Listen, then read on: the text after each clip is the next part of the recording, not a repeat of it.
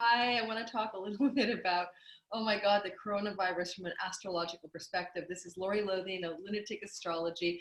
I want to be really short here, so it's not going to be more than a 10-minute video. But I want to say that there's some indications from what I'm looking at using some of the little known asteroids like Ceres, Apollo, Panacea, Hygeia, that we are definitely going to see an incredible increase of global cases of this virus until about March 27th, and then things begin to turn around. Now, let me explain. First of all, I had a bad feeling about that lunar eclipse on January the 10th. That was a lunar eclipse that included Ceres, C-E-R-E-S, the great mother grain goddess. She's also known as Demeter. She's also been associated historically with the onset of things like typhoid or food-borne illnesses or illnesses related to food in some way. And of course, we all know apparently that the coronavirus began in a food market in Wuhan, China. So during that eclipse that began on January the 10th, there was a conjunction of Ceres with the sun, with Mercury at the time of the eclipse, and it was a very tight conjunction. So I thought to myself, ooh, something could start here in the wake of this eclipse. And of course, by January 10th, the virus is already active. It was already spreading in Wuhan, in Hubei province, but we hadn't really heard about it in the West yet. And so it was actually underway at the time of that eclipse. Now, I've got some notes in front of me, so bear with me. I'm going to try my best to parlay the information from reading these notes without screwing it up.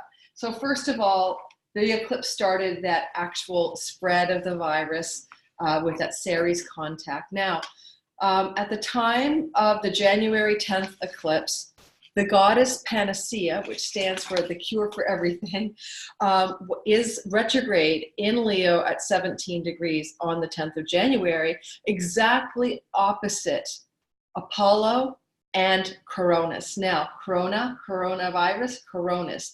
Koronis is a goddess who was a lover of Apollo. It starts with a K, Koronis. And she is also the mother of a bunch of daughters who are associated with healing.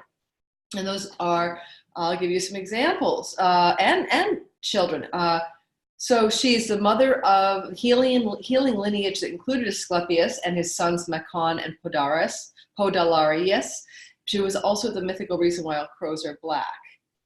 Okay. And the story of that, so it's not, I got that wrong, sorry. It's actually, she's the mother of, or she's connected to the Asclepius line. So here's the story.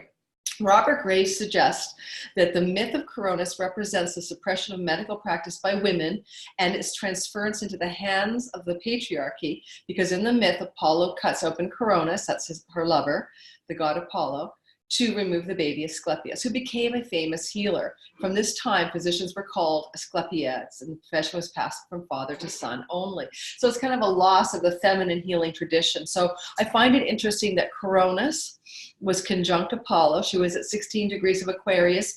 Apollo was sitting at 20 degrees, her lover of Aquarius.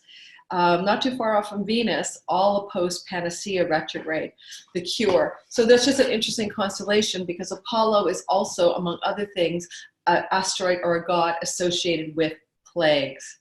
So, don't forget Ceres is conjunct the sun and Mercury as well. She's known to be associated with foodborne illnesses. You know, if you look at her symbol, it's a scythe, you know, like cutting the harvest or slicing the wheat. And I've always thought to myself, that's very Grim Reaper. She's not just this great loving grain goddess mother, yada, yada. She's also got some, edge there. She's got a sharp edge.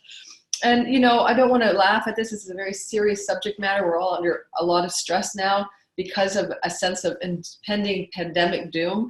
But we are in a time in which pandemics are likely to happen on the planet. Mother Earth is trying to kind of cleanse herself, with fires and, illnesses to get rid of the the blight on the planet called humanity, or she's trying to evolve with us. Let's make it a happier story. So the next thing I want to point out, though, is that there is a sense I have in my timeline of what's going on. I'm doing this recording actually on January 31st. I hope I'll get it up today. And this is the day that Ceres moved into the air sign of Aquarius. Well, a couple of meanings there.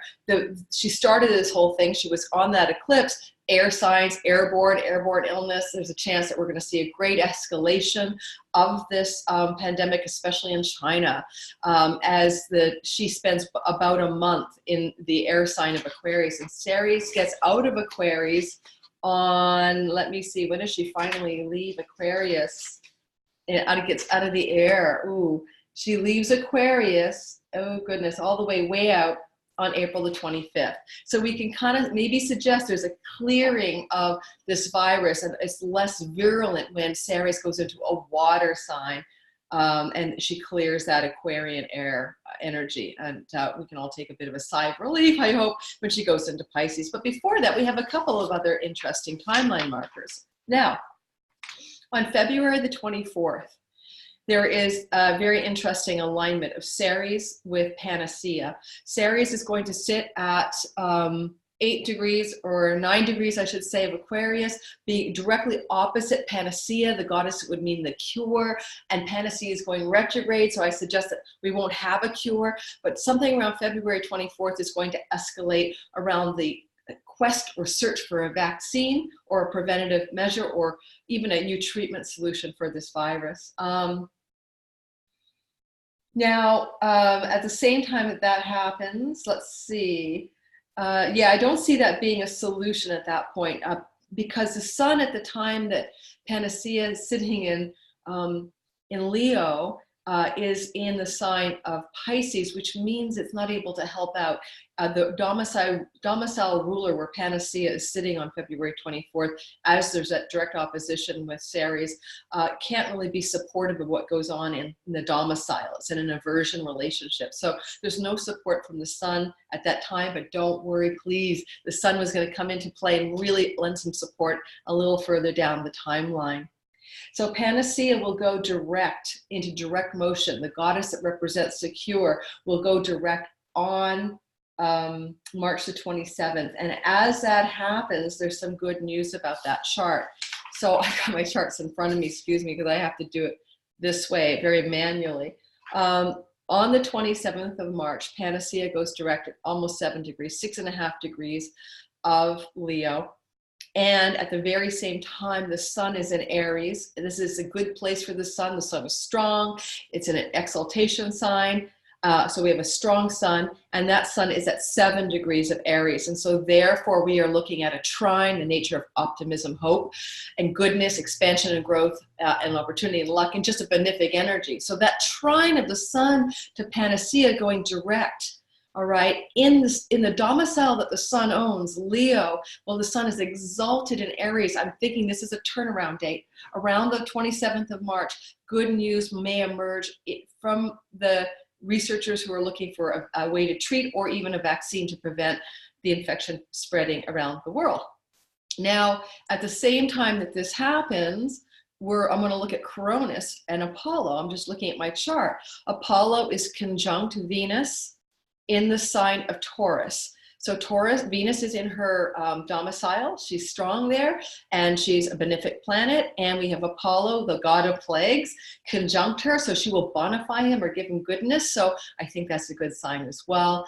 And Koronis, the asteroid Koronis, which reminds me of coronavirus, which is why I included her, the father of the great healer Asclepius, is conjunct Neptune at the time of this potential cure, within 2 degrees of Neptune in Pisces. Now, Neptune has been associated with viruses and communicable diseases that you can't quite pin down the cause, the source, or the reason for it. So that's another optimistic development. And in fact, during that eclipse on January we find that eclipse on January the 10th. Where did it go?